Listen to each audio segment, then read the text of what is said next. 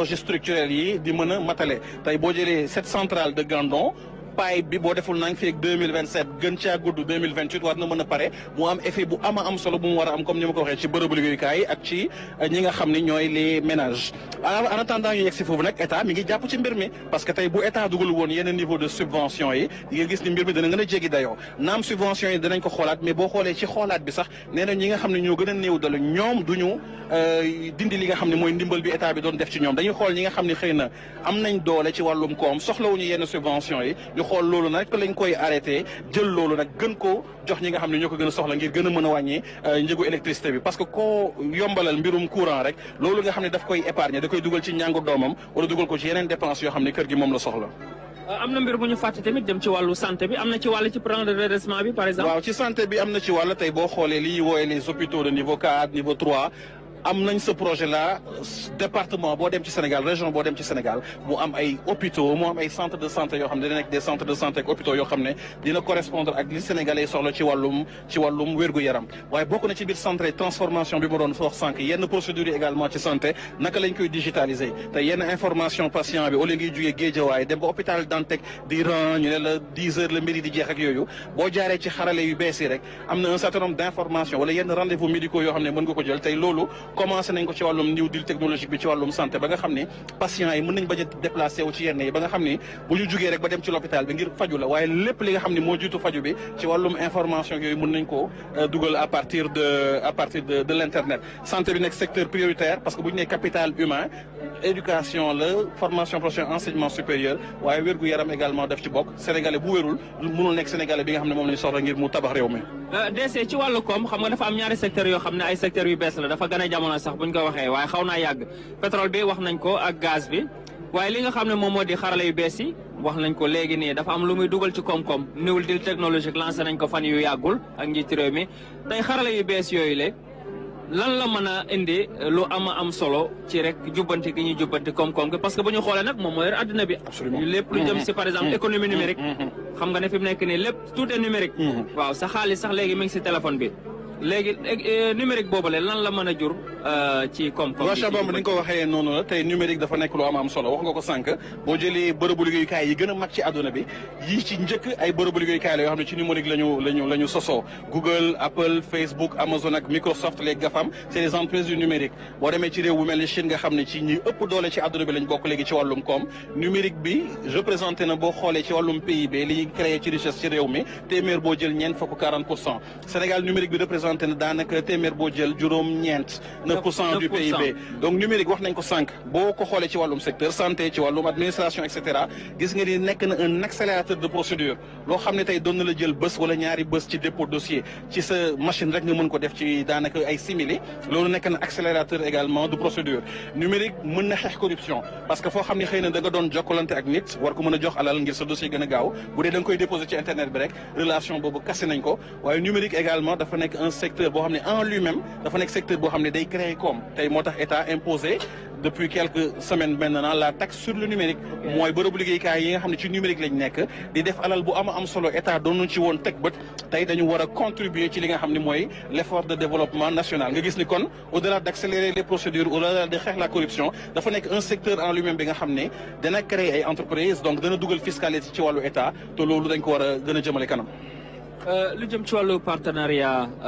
avec à l'étranger gis nañ ne premier ministre Ousmane Sonko tamit def na fi tukki bi am solo demoon na Chine ku ne xam ne Chine lan lay représenté ci wàllu koom-koom ci àddina bi foofu tamit ñu nag suñu partenaires traditionnels yi lu ci mel ni ay Chine lu ci mel ni par exemple dëkku naar yi par exemple nga xam ne ñu ngi ñëw également di investir ay Dubaï yooyu yëpp Émirats arabes unis tey jii ñoom tamit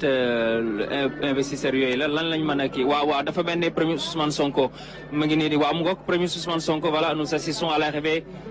du premier ministre Ousmane Sonko ici au Grand Théâtre National. Donc,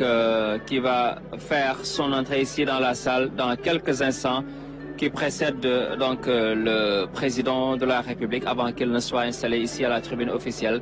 Donc, le premier Ousmane Sonko, dans quelques instants, sera installé ici donc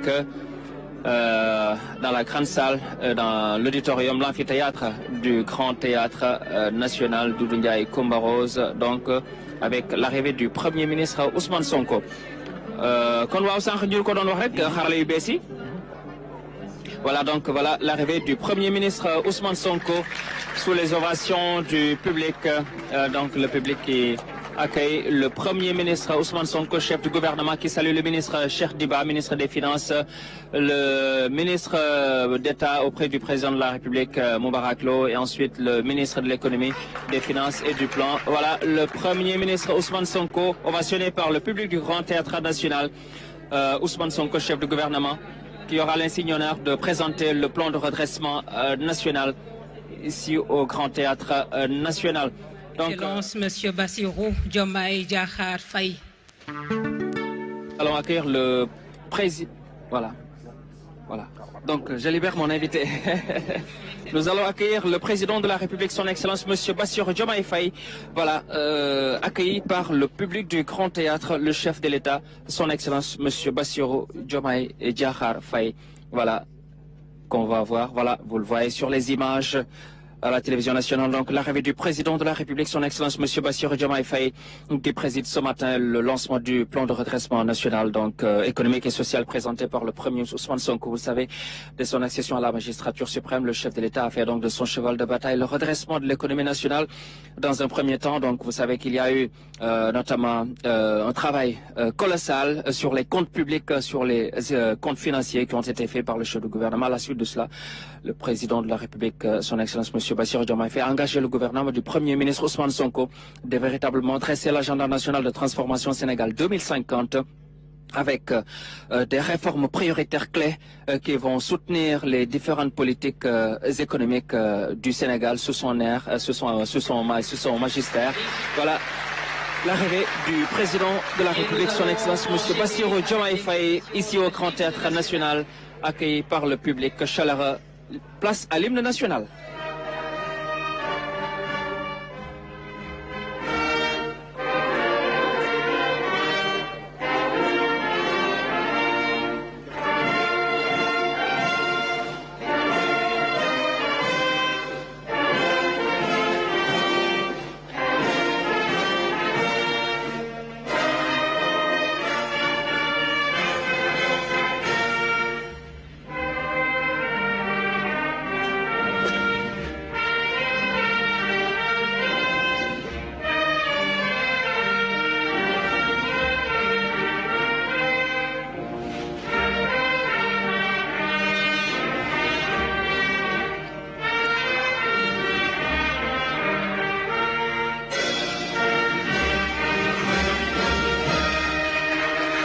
L'exécution de l'hymne national en présence du chef de l'État, son Excellence Monsieur Bassirou Diomaye Faye, qui va présider cette importante cérémonie.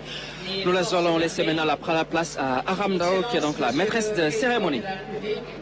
Monsieur Bassirou Diomaye Diakhar Faye, Monsieur le Président de l'Assemblée nationale, Monsieur El Hadj Malick Ndiaye, Monsieur le Premier ministre, Monsieur Ousmane Sonko, Mesdames, Messieurs les ministres, honorables invités, en vos rangs, grades, qualités, tout protocole observé, nous vous souhaitons la bienvenue au Grand Théâtre National Doudou Ndiaye Coumba Rose. Nous sommes réunis ici ce vendredi 1er août 2025 pour marquer un temps, Mesdames, Messieurs, le temps du redressement économique et social. Car redresser, impulser, accélérer, c'est ce qu'indiquait l'agenda national de transformation dans ces 3 phases clés. Alors aujourd'hui, face à une situation économique et financière difficile, le gouvernement vient présenter des actions urgentes, des mesures concrètes. Nous aurons tout à l'heure la présentation détaillée de Monsieur le Premier ministre, présentation donc du plan de redressement économique et social, plan que le Conseil des ministres a fini d'examiner et d'adopter sous la présidence effective de son Excellence